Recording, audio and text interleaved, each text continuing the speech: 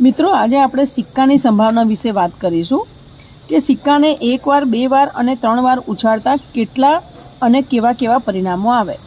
હવે સિક્કાની સંભાવના માટેનું એક નાનકડું સૂત્ર આપણે યાદ રાખવાનું છે, 2 ની n ઘાત, જ્યાં n સિક્કો ઉછાળવાની સંખ્યા છે। એક સિક્કો હું ઉછાળું અથવા સિક્કાને એક વાર ઉછાળું તો કેટલા પરિણામ મળે? 2 ની 1 ઘાત બરાબર 2। હેડ અને ટેલ એટલે કે છાપ અને કાંટો, આને ગુજરાતીમાં કહેવાય છાપ અને આને ટીને શું કહેવાય? કાંટો, હેડ એન્ડ ટેલ।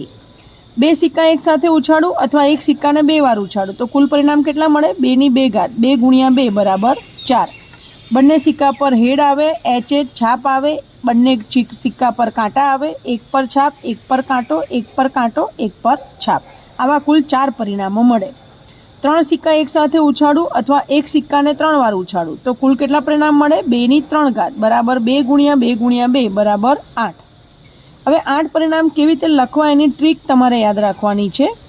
4 વાર એચ લખવાના, 4 વાર ટી, ટોટલ 8 છે ને તો અડધા કરવાના, 4 વાર એચ, 4 વાર ટી, 4ના અડધા કેટલા થયા? 2, તો 2 વાર એચ, 2 વાર ટી, 2 વાર એચ, 2 વાર ટી, 2ના અડધા કેટલા થયા? 1, 1 વાર એચ, 1 વાર ટી, એચ ટી, એચ અને ટી, આવા 8 પરિણામ મળે।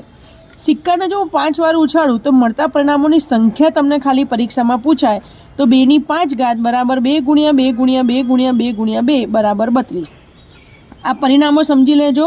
કાલે આપણે સિક્કામાંથી કેવી તમને સંભાવના પૂછાશે એના વિશે ચર્ચા કરીશું। આભાર।